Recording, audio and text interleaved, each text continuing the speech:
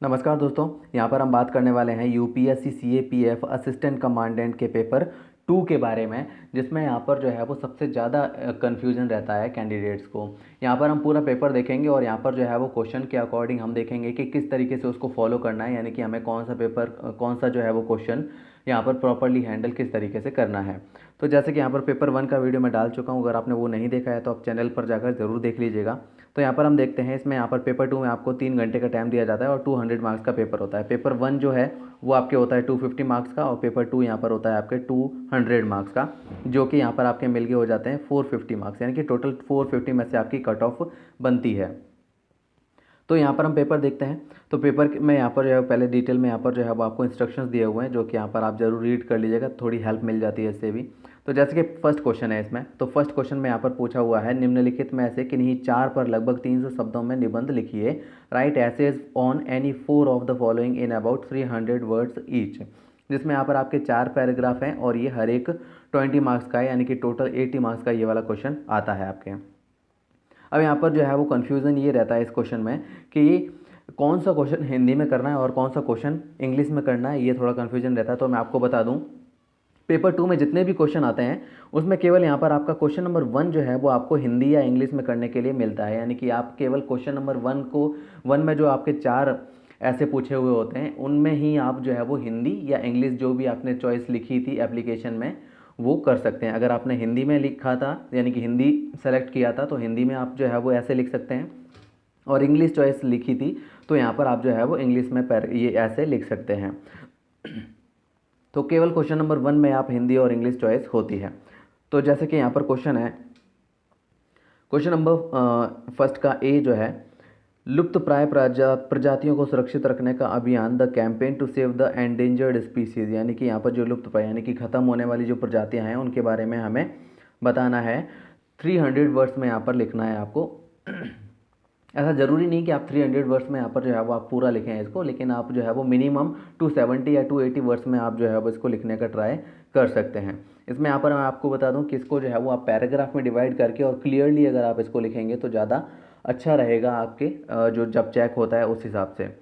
B में पूछा है, रण संग्रामों को समाप्त करने के लिए क्या किया जा सकता है, यानी कि what can be done to stop wars, यानी कि वॉर को ख़त्म करने के लिए या रोकने के लिए क्या क्या जो है वो किया जा सकता है उसके बारे में बताना है। सी में पूछा है, भारतीय सशस्त्र बल में महिलाओं की उभरती हुई उपस्थिति, the emerging presence of woman in the Indian armed forces, यानी कि इंडियन आर्म्ड फोर्सेज में जो महिलाओं की यानी कि वुमेंस की जो है वो यहाँ पर लगातार नंबर इंक्रीज़ हो रहे हैं, उसके बारे में यहाँ पर जो है वो हमें बताना है डिटेल में।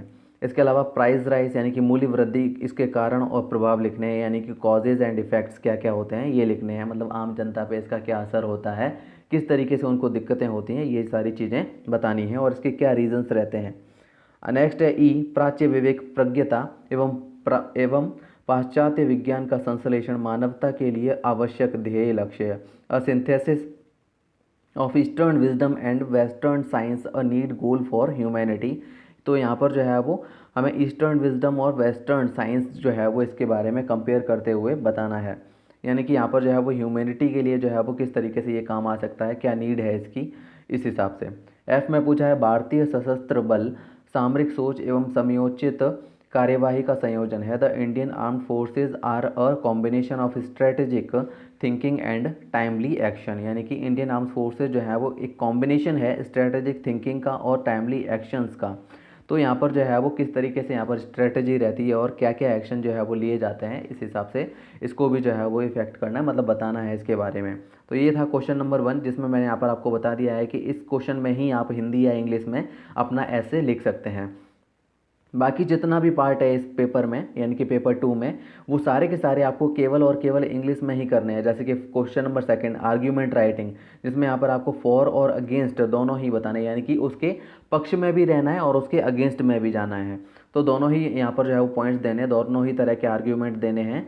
ये है क्वेश्चन नंबर 2 और ये इंग्लिश में करना है। इसी तरह से सेकंड क्वेश्चन है, इसमें यहाँ पर रिपोर्ट राइटिंग लिखनी है, यानी कि आप अपने आप को यूँ मान के चलना है कि आप एक रिपोर्टर हैं और उस हिसाब से यहाँ पर आपको रिपोर्ट लिखनी है टॉपिक के ऊपर।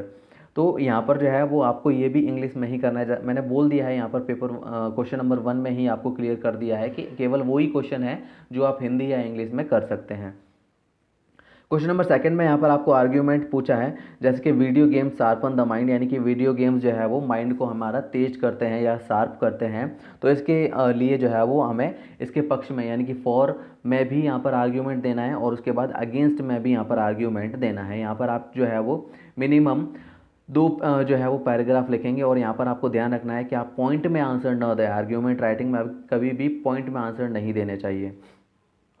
बी में पूछा है United Nations Organization has become redundant.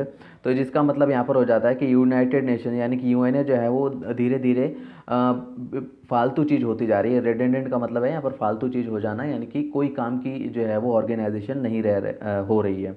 तो इसके अगेंस्ट में और फॉर में यहाँ पर जो है वो आर्ग्यूमेंट देने हैं।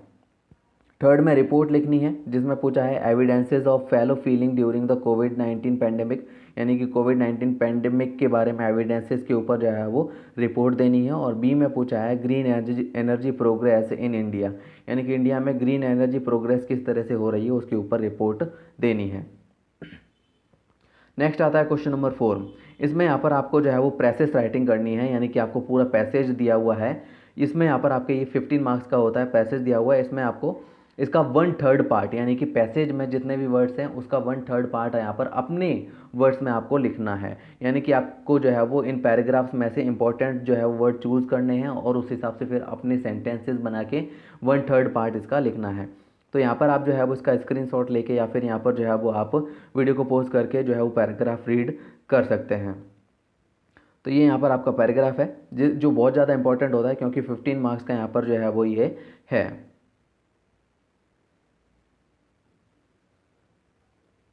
तो जैसे कि यहाँ पर आप देख रहे हैं ये पैराग्राफ आपको 417 वर्ड्स में दिया हुआ है। तो अब 417 का यहाँ पर अगर हम 1/3 निकालेंगे तो यहाँ पर जो है वो ये आएगा अप्रॉक्सीमेटली, यहाँ पर वर्ड जो है लिखने होंगे आपको। तो ये हो जाएगा आपके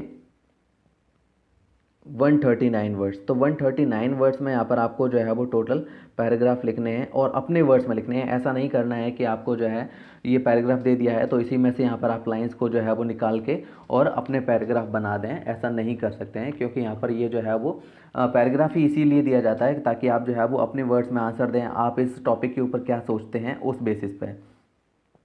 तो ये रहेगा हमारा प्रेसेस राइटिंग। उसके बाद आता है क्वेश्चन नंबर 5। इसमें यहाँ पर इसमें भी आपको पैराग्राफ दिया हुआ है, लेकिन यहाँ पर मतलब पैसेज दिया हुआ है, लेकिन यहाँ पर आपको क्वेश्चन एंड आंसर्स जो है वो बताने हैं इसमें। तो ये यहाँ पर जो है आपके 20 मार्क्स का जो है वो पैराग्राफ रहता है। इसमें यहाँ पर आप पैराग्राफ को जो है वो वीडियो पॉज करके पढ़ सकते हैं पूरा और उसके बाद क्वेश्चन आंसर्स जो है वो दे सकते हैं।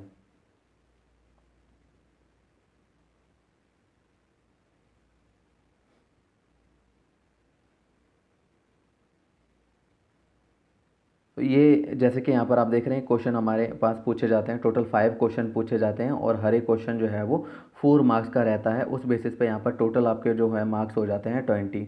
तो ये क्वेश्चन यानी कि क्वेश्चन नंबर 5 जो है वो आपके 20 मार्क्स का होता है, जिसमें आपको आंसर देना है। काफ़ी बार यहाँ पर आपको ऐसा देखने को भी मिलेगा कि आपको आंसर जो है वो ढंग से पैराग्राफ में मिलेगा ही नहीं, उसको आपको जो है वो अपने वर्ड्स में लिखना होगा पैराग्राफ को समझ के। तो ये क्वेश्चन नंबर 5 रहेगा। उसके बाद आता है क्वेश्चन नंबर 6। क्वेश्चन नंबर 6 में यहाँ पर जो है वो आपके टोटल 25 मार्क्स का रहता है, जिसमें यहाँ पर आप इसमें जो है वो 3 पार्ट में डिवाइड किया हुआ है। ए में यहाँ पर आपको जो है वो सारा का सारा ग्रामर का पार्ट है। Rewrite the sentences as direct, यहाँ पर जैसे कि आपको दिखाई दे रहा है। तो फर्स्ट क्वेश्चन यहाँ पर आपको दिया हुआ है let the government punish the wrong doers, तो चेंज द वॉइस, यानी कि यहाँ पर वॉइस चेंज करना है। तो इसका आंसर मैं यहाँ पर आपको बता देता हूँ। तो इसका आंसर हो जाएगा let the wrong doers be punished by the government. Next है question number 2। The policeman said to the man you are trespasser and will be punished. इसको लिखना है rewrite the sentence using indirect speech. तो indirect speech को जो है वो लिखना है। The policeman told the man that he was a trespasser and would be punished. ये यहाँ पर इसका आंसर हो जाएगा। नेक्स्ट है third question. The meeting started the moment the minister arrived, use as soon as, यानी कि as soon as का यूज़ करके जो है वो नया सेंटेंस बनाना है। तो इसमें आंसर हो जाएगा as soon as the minister arrived the meeting started. Next आता है क्वेश्चन नंबर 4।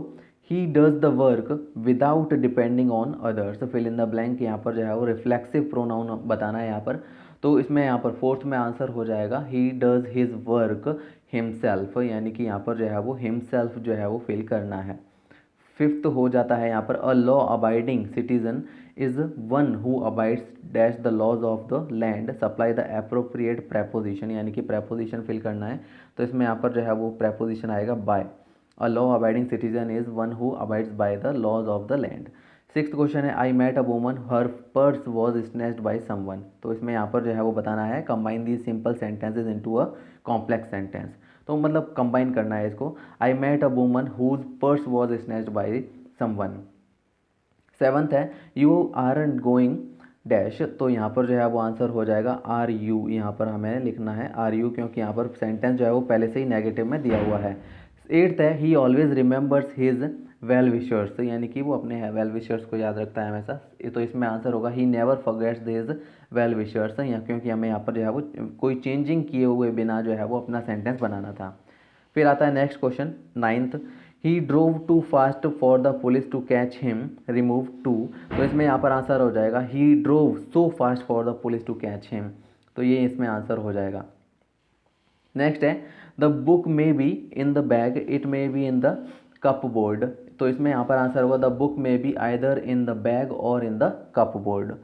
तो इसमें यहाँ पर आइदर और का यूज़ करना था, तो ये आंसर हो जाएगा।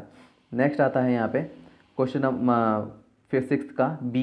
इसमें यहाँ पर आपको जो है वो दिखाई दे रहा है कि इसमें यहाँ पर आपको जो है वो फॉलोइंग वर्ड्स जो है वो दिए हुए हैं, इनको यूज़ करके इनमें बिना कोई जो है वो चेंज किए टेंसेस का यूज़ करना है और साथ में यहाँ पर इसको जो है वो सेंटेंस की फॉर्म में लिखना है, यानी इन वर्ड्स का यूज़ करके सेंटेंस का पूरा सेंटेंस में लिखना है। यहाँ पर 2 मार्क्स का है यहाँ पर ये हर एक सेंटेंस बनाना। नेक्स्ट आता है सी। इसमें यहाँ पर आपको जो है वो ये सेंटेंसेस पहले से ही दिए हुए हैं और यहाँ पर आपको एरर डिटेक्ट करते हुए सेंटेंस बनाने हैं, मतलब नया सेंटेंस देना है और एरर डिटेक्ट करते हुए। इसमें यहाँ पर ध्यान रखना है कि मिस पोजिशनिंग ऑफ वर्ड्स जो है वो क्या है वो दिखानी है, आपको शो करनी है। तो ये यहाँ पर जो है वो आपके CAPF का AC का जो है वो पेपर 2 इस तरीके से रहता है, जिसका यहाँ पर जो है वो आपको उम्मीद करता हूँ पेपर समझ में आ गया होगा। और आपको जो है वो अगर वीडियो अच्छा लगा हो तो चैनल को सब्सक्राइब ज़रूर कर लीजिएगा। Thank you.